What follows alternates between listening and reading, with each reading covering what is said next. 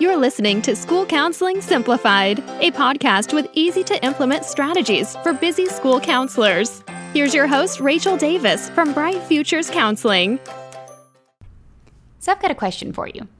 How would it feel to know that you're delivering top-quality lessons, small groups, and individual activities to your kiddos, but that you're not having to sacrifice your nights and weekends planning? That'd be pretty great, right?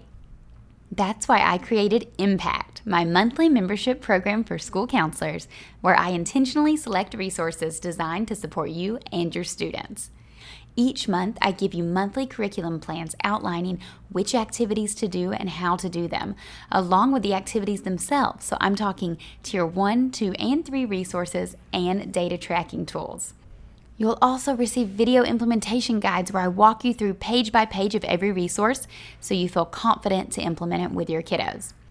You can attend quarterly live training sessions where you can earn PD credit, get in the hot seat during one of our twice monthly Zoom calls to get feedback on your specific caseload needs, or just hang out in the members-only Facebook group and connect with other counselors who are just like you so you don't have to feel like you're on your own island anymore. And I'm always sprinkling in fun bonuses and challenges to keep it exciting. So if this sounds like the exact thing you need to take the guesswork out of planning and make the maximum impact at your school, head over to stressfreeschoolcounseling.com/impact to get started today. Okay, let's go to the show. Hey y'all, happy August! I cannot believe it. It is back to school season already. And I don't know about y'all, I actually saw someone post the other day that there were pumpkins in a Kroger somewhere, which is just wild.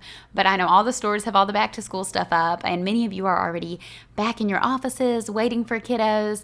Some people might have a couple more weeks, but August is just always like full-fledged back to school season, and I love it. I just love this time of year. It makes me want to buy new jeans and pencils. So it's funny, kind of a tangent, but it makes me think when I was younger, we would always go back to school shopping, you know. I think Georgia even had like a tax-free weekend around the same time. So we'd go to the mall and we'd buy all these like boots and jeans and cute fall stuff for back to school. But it was also August in Georgia, so it was still like 80 degrees. But I was insistent on wearing my new back to school clothes and would always be sweating in my jeans on the first day of school. But just kind of funny. I'm sure my fellow Southerners can relate to that. But before we dive into today's episode, I want to share with you about my free masterclass that I am hosting tomorrow and Thursday, where I'll be teaching you how you can use a Meet the Counselor activity to engage students and advocate for your role. And for attending the class, I am giving away a free Meet the Counselor lesson. So it's totally free to sign up. You'll get a free lesson, and I just want to teach you how you can use this activity to engage students and advocate for your role. I am so passionate about Meet the Counselor activities because they're just plain fun, and they're really helpful as well. So to sign up, go to stressfreeschoolcounseling.com/MTC, like Meet the Counselor. Okay, so today I want to talk to you about how you can create a school counseling curriculum map. Now, like all things in life, you can just kind of wing it and see how it goes, or you can have a curated plan to make things a little easier. Now, with counseling, I will say it is one profession, like when you're thinking compared to teachers or something, that we do a lot less planning than everyone else just because the nature of the job is very flexible and every day looks a little different, which is one of the reasons I love the profession because it's always exciting and always something new. It's rarely boring. I doubt anyone would say counseling is boring. But that being said, having a plan can be very helpful to make sure that we're impacting as many students as possible and, meeting all of our goals and reaching students through all 3 tiers. So first I want to talk to you about what is a curriculum map. When I say a curriculum map, or you could call it a curriculum plan, it's basically where I break down the year month by month and then across the 3 tiers and data tracking or organization tools. So the 3 tiers, we have our Tier 1 intervention, those are those class lessons, Tier 2 small groups, and Tier 3 individual counseling. Then data tracking or organization tools would be things for the counselor, where the first 3 tiers, we're talking about resources for the students. The last category, the data tracking and organization, are tools that you will be using as the counselor. So I like to break it down into those 4 columns, and then On the rows, I'm kind of talking visually here because I'm looking at mine. On the rows, I have the months. So starting with August. So, August, September, October, November, and so on. So it's kind of a grid I have set up here. And if you want a visual, I do have a freebie for you that I'm going to link to in the show notes. I'm going to link to my free year-long curriculum map that you can download and check out as you're planning your own. Or you can just use mine if you don't want to plan your own. That works too. But basically, you're going to divide it into those categories. So you're going to break it down by tier and then have that data organization category. And then that will go with each month. Now, the reason we break it down by month is because week would be a little overwhelming, but quarter is a little too broad. So monthly is perfect because each month we can kind of focus on a different area of need. And this allows us to keep in mind trends and holidays. So for example, I'm just going to walk you through mine. So with August, for Tier 1, we're talking class lessons. Now, a class lesson that we want to be doing in August, meet the counselor. That's a great one to start off your year with. And like I just mentioned, I am doing that free training tomorrow where I'll be giving away a free Meet the Counselor lesson. So if you don't have one, make sure you attend the training. We'll link to it in the show notes as well.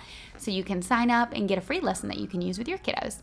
But for Tier 1 in August, I love to do a Meet the Counselor lesson. Keep it simple because you have to think you're likely not starting school till mid-August anyways. So that's a lot of classes to see in 2 weeks where you would normally have an entire month. So I usually don't do a topic, like a character ed topic in August. I usually keep it pretty simple with the Meet the Counselor. Now, Tier 2, a group. So you may be thinking, groups in August already? But for example, I like to do a new students group in August. So perhaps there's some kids who are having a hard time transitioning into the school year, or they just moved here and they don't know anyone. So that would be a good time to do a new students group. That's usually the only group I'll focus on in August. And then an example of Tier 3 activities for August. Perhaps you have like a feelings recognition activity that you're doing with some individuals. So, starting with the basics, making sure that they're able to identify their emotions. And then an example of a data tracking or organization tool you would use in August would be a needs assessment.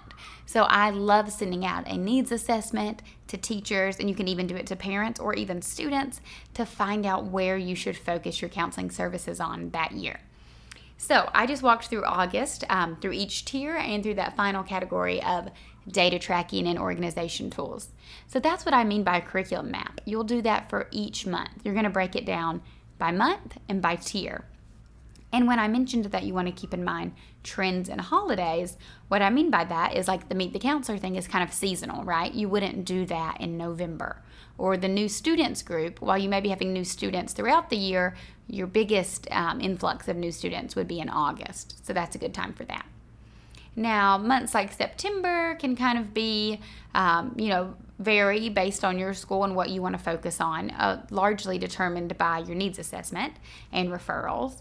But for example, October, you may want to do something school-wide or Tier 1 on bullying prevention. So October is bullying prevention month, so I like to always focus on that in October, and it's still kind of toward the beginning of the year, first semester, so it's a good time to teach a preventative type lesson. Now, I also love seasonal things. I think it's super fun to do like pumpkins and Halloween themed things. I know a lot of people steer clear of those, so you want to be really mindful of your student population. But depending on, your students and what you think's best, you could sprinkle in some seasonal holiday things as well. Now, like I said, I like to do pumpkins, so that's what I mean by something seasonal or holiday you could do in October. Of course, November, it's a great time to focus on gratitude as we enter into Thanksgiving. So when you sit down, you may kind of go blank, like, oh my gosh, I have an entire school year I have to plan for across the 3 tiers. This is crazy, now what? But if you start to break it down by month, you can kind of fill in the gaps. So start with the easy wins, right? Like, October, we can do bullying prevention. November, gratitude.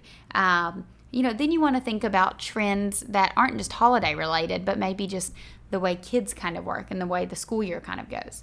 So if you do a lot of testing in April, maybe you want to do a study skills or executive functioning lesson or small group then. Or maybe in February for Valentine's Day, you want to do something on friendship or healthy versus unhealthy relationships or relational aggression. But you can also think of things like January is great for goal setting, or cooperation. I like to do a cooperation lesson when we come back in January, because a lot of times we need to revisit. January is almost like the mini August, right? The kids have had a big break, and we need to revisit some of those behavior expectations and everything. So as you're planning out your curriculum map, go for the easy ones first. Like I mentioned, go for those ones that just kind of stand out, like, oh, that totally makes sense to do that at that time of year. And then you can fill in those months that are more general, like a September or a March or something like that. Now, what I encourage you to do for those months is to make a plan. So you definitely want to have a plan in place so you don't feel blank or overwhelmed when you get to that month. But you also want to stay flexible, right? Because we want to wait till we get our needs assessment back to see what teachers need, right? So we want to find out where they think the needs are, and then we can fill in the gaps with those. That being said, you also want to stay flexible and allow room to fill in any hot topics as they arise. So what I mean by that is, for example, when I worked at the elementary school in California, the fourth grade teachers came to me one year and were like, hey, a lot of our kids found this website. It's like a chat room. It wasn't chat roulette, but it was kind of like chat roulette. If anyone remembers chat roulette, that was just creepy. I remember that being popular when I was in high school. But anyways, it was a similar like chat room with strangers kind of website that a lot of the kids were into. And we were like, whoa, we need to get ahead of this immediately. So I came in and did a cyber safety lesson. Now, I wasn't planning on teaching cyber safety or digital citizenship that month, but it was a hot topic, right? We needed to address it then. So that's what I mean by being flexible and allowing for some, room for things to change or move things around, but it's good to get a general guide of what you're going to do. And of course, this is easiest when you're planning for class lessons, because those are preventative. But then your small groups and individual sessions, you may need to wait till you get some referrals to consider, like, we're getting a lot of referrals for self-control right now, so let's start that group right away. So now you have a plan. You've got your curriculum map planned out. Now what? Well, now you need to actually gather the materials to fill it in. So if you plan on doing a cooperation class lesson, you want to make sure you have a class lesson to give them. So you can start planning. If you are a returning counselor, maybe you can reuse some things you did last year, maybe just tweak them a little bit or modify them for different grade levels. Go on Pinterest, go online. You can start sourcing. I encourage you to get like a video resource library going. So I actually have a blog post I'll link to in the show notes for a YouTube video resource library for school counselors. So basically it's YouTube videos I kept constantly using over and over. So I just put them all in one place in a list. So you can get organized that way. So when it does come time to plan a lesson, you can go grab from all your resources. Like, I have these crafts I can use, these games. August is also a good time for you to print and prep everything now when stuff's less crazy, because once the referrals start dripping in, you're going to get very busy. So it's kind of good to have like a database, whether it's digital or physical, compiled of things that you may need when you start to plan and curate your lessons. So you can gather those materials. Now, this is time consuming. If you're a brand new school counselor, you may feel like you're starting from scratch, especially if your school didn't provide you with any curriculum, or if the previous counselor didn't leave a lot of things behind. But you can, obviously purchase things online. I have a complete elementary program where I give you this curriculum guide, and then I give you all of the included resources. So everything I talk about comes with it, all the groups, lessons, and individual activities. So you can get it during the TBT back to school sale for 25% off. That's a great time to get it because it is a higher priced item, but super comprehensive. Or you can just, DIY it, get stuff from what I usually do is I'll have a variety of things, like maybe some curriculum. For example, I used to use zones of regulation in second step, but then I would pair it with some things that I found online, some things that I created myself, some different games and videos. But you can, once you have your plan, curate your lessons and get them all good to go for your kiddos. So like I mentioned, I have the sample curriculum map for you.